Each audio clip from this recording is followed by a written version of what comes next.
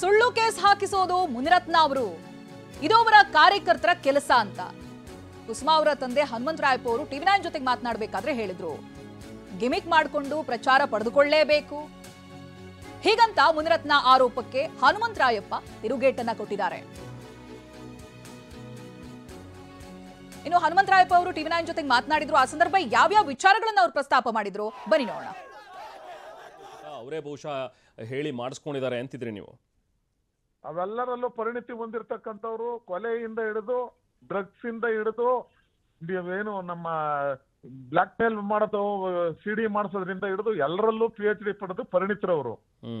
So ತಮ್ಮನ್ನ ತಾವು ತಮ್ಮ ಚಾರಿತ್ರವನ್ನ ಸಾರ್ವಜನಿಕರ ಜೀವನದಲ್ಲಿ ಉತ್ತಮ ರೀತಿಯಲ್ಲಿ ನಡ್ಸ್ಕೊಂಡು ಹೋಗಕ್ಕಾಗದೆ ತಗಲಾಕೊಂಡು ಈಗ ಅದರಿಂದ ಹೊರಬರಬೇಕು, ಸಾರ್ವಜನಿಕರ ಸಿಂಪತಿ ಗಿಟ್ಟಿಸ್ಬೇಕು ಅಂತ ಮಾಡ್ಕೊತಾ ಇದಾರೆ ಅಷ್ಟೇ.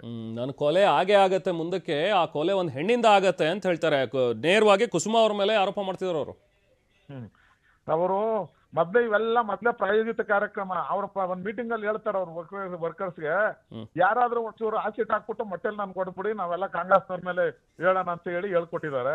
ಹೇಳಿದಾರಂತ ಅವರು ಕೊಲೆ ಪ್ರಯತ್ನ ಮಾಡಕ್ಕೆ ಯಾರಿಗೆ ಹಿಂಟ್ ಕೊಟ್ಟಿದಾರೋ ಯಾರಿಗೆ ಹೇಳಿದ್ದಂತಿದ್ದು ಹಿಂಗೆ ಮೊಟ್ಟೆಯಲ್ಲಿ ಆಸಿಡ್ ಹಾಕೊಡಿರಿ ಅಂತ ಬಿಜೆಪಿ ಅವರ ಕಟ್ಟ ಫಾಲೋವರ್ಸ್ಗೆ ಸೂಚನೆ ಕೊಟ್ಟಿದ್ದಾರೆ. ನಾನೇನ ಇಂಥ ಮೀಟಿಂಗ್ ಅಲ್ಲಿ ಬಂದಾಗ ಮೊಟ್ಟೆ ನೋಡಿರಿ, ಬೇಕಾದ್ರೆ ಒಂಚೂರು ಆಸಿಡ್ ಗೀಸಿಡ್ ಹಾಕ್ಬಿಟ್ಟು ನೋಡಿರಿ, ನಾವೆಲ್ಲ ಅವ್ರ ಮೇಲೆ ಇದನ್ ಮಾಡಿ ಕ್ರಮ ತೆಗೆಸ್ಬೋದು, ಜನಗಳ ಮುಂದೆ ನನ್ನ ಸಜ್ಜನಿಕೆ ತೋರಿಸ್ಬೋದು ಅಂತ ಹೇಳಿದ್ದಾರೆ. ಈಗ ಯಾರಾದ್ರೂ ಅಟೆಂಪ್ಟ್ ಮಾಡೋದು ಯಾರು ಮಾಡಿ ಅಂತ ಹೇಳಿ ಯಾರಿಗೆ ಸೂಚನೆ ಕೊಟ್ಟು ಯಾರು ಟ್ರೈನಿಂಗ್ ಕೊಟ್ಟಿದಾರೋ ಗೊತ್ತಿಲ್ಲ. ಅವ್ರಿಗೆ ಪೊಲೀಸ್ ಬಂದೋಬಸ್ತ್ ಕೊಡ್ಬೇಕು. ಲಂಚ ನಾನ್ ಕೇಳಿಲ್ಲ, ನಾನು ಯಾರು ಹೆಣ್ಣು ಮಕ್ಳು ಮಾತಾಡಿಲ್ಲ, ಕೆಲವರಾಜ್ ಹತ್ರ ಮಾತಾಡಿಲ್ಲ, ಒಕ್ಕಲಿಗರನ್ನ ಬೈದಿಲ್ಲ, ಅದೇನ ಪ್ರೂವ್ ಆಗ್ಬಿಟ್ರೆ ನಾನು ರಾಜೀನಾಮೆ ಕೊಡ್ತೀನಿ, ಒಂದು ಕ್ಷಣ ಇರಲ್ಲ ಅಂದ್ರು. FSL ನಲ್ಲಿ ಪ್ರೂವ್ ಆಗಿದೆ. ಮಾನ ಮರ್ಯಾದೆ ಇದ್ರೆ ರಾಜೀನಾಮೆ ಕೊಟ್ಟು ಹೋಗ್ಬೇಕು, ಇಲ್ಲ ಕ್ಷಮೆ ಕೇಳ್ಬೇಕು. ಈ ಇಂತ ಪಂಡರನ್ನ ಎಂತ ದುರಂತ ನಮ್ಮ ರಾಜರಾಜೇಶ್ವರ ಶಾಸಕ ಅಂತ ನಾವೆಲ್ಲ ಒಪ್ಕೋಬೇಕಲ್ಲ. ಅಂತ ಇತಿಹಾಸ ಇರತಕ್ಕಂಥವ್ರು ಸುಳ್ಳುಗಳ ಸರಮಾಲೆಯನ್ನು ಹೇಳ್ಕೊಂಡು ದಾರಿ ತಪ್ಪಿಸ್ತಕ್ಕಂಥ ಕೆಲಸವನ್ನು ಮಾಡ್ತಾ ಇದ್ದಾರೆ. ಓಕೆ ಹನುಮಂತರಾಯಪ್ಪ, ಈಗ ಇದ್ರ ಬಗ್ಗೆ ನಾನು ಲೆಟರ್ ಬರ್ದಿದ್ದೀನಿ, ಪ್ರಧಾನಮಂತ್ರಿಗಳಿಗೂ ಕೂಡ ಹೇಳಿದ್ದೀನಿ, ರಾಷ್ಟ್ರಪತಿಗಳಿಗೂ ಕೂಡ ದೂರು ಕೊಟ್ಟಿದ್ದೀನಿ ಅಂತ ಹೇಳ್ತಾರೆ. ಇಲ್ಲಿ ಯಾರಿಗೂ ಕೊಟ್ಟಿಲ್ವಂತೆ, ಅಲ್ಲಿ ಹೇಳಿದ್ದೀನಿ ಅಂತ ಹೇಳ್ತಾರೆ. ನಿಮ್ಮ ಹೆಸರು ಕೂಡ ಹೇಳಿದಾರಂತಲ್ಲಿ. ಅಲ್ಲ, ಈಗ ಇನ್ಯಾರು ಕೊಡಕ್ ಸಾಧ್ಯ? ಬಿಜೆಪಿ ಅವರು ಪ್ರಧಾನಮಂತ್ರಿ ಕೊಡ್ಬೇಕು, ಇಲ್ಲ ರಾಜ್ಯಪಾಲರು ಕೊಡ್ಬೇಕು, ಇಲ್ಲ ಬಿಜೆಪಿ ಅಧ್ಯಕ್ಷರು ಕೊಡ್ಬೇಕು. ಯಾಕೆ ಧೈರ್ಯ ಇಲ್ವಾ ಕೋರ್ಟಲ್ಲಿ, ನ್ಯಾಯಾಲಯದಲ್ಲಿ ಅದನ್ನ ಫೈಟ್ ಮಾಡೋದಿಕ್ಕೆ? ಅದೇ ಡೈರೆಕ್ಟ್ ಆಗಿ ಕೋರ್ಟಿಗೇನೆ ಹೇಳ್ಬೋದಿತ್ತಲ್ಲ, ಕಂಪ್ಲೇಂಟ್ ಕೊಡ್ಬೋದಿತ್ತಲ್ಲ ಅಂತ ಕೇಳಿದ್ವಿ.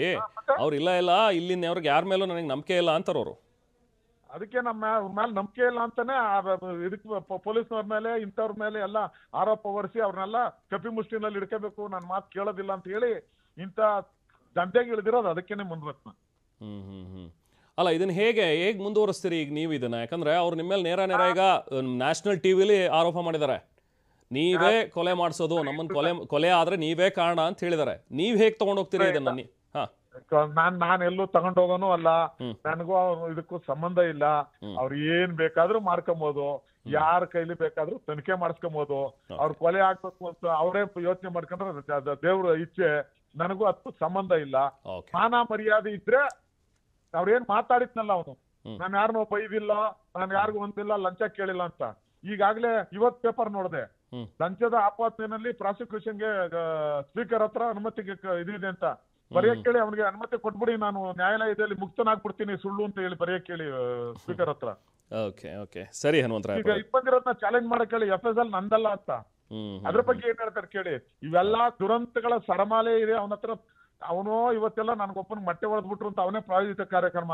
ಇಂಥ ಮೊಟ್ಟೆ ಹೊಡೆದಿರೋದೆಲ್ಲ ಎಷ್ಟು ಸಂಸಾರಗಳನ್ನ ಹಾಳು ಮಾಡಿದಾನೆ, ಎಷ್ಟು ಹೆಣ್ಣು ಮಕ್ಕಳನ್ನ ಕುಟುಂಬಗಳನ್ನ ಬೀದಿಗೆ ತಂದಿದ್ದಾನೆ ಅಂತಕ್ಕಂಥದ್ದು ಅವನಿಗೂ ಗೊತ್ತು. ಆದ್ರೂ ಆ ಬಂಡ ಇದನ್ನೆಲ್ಲವನ್ನ ಸುಮ್ನೆ ಬೇರೆ ಏನೋ ಇದನ್ ಮಾಡ್ಕೊಂಡು ಜನಗಳ ಸಿಂಪತಿ ಗಿಟ್ಟಿಸ್ಕೊಬೇಕು ಅಂತ ಹೇಳಿ ಮಾತಾಡ್ತಾರೆ.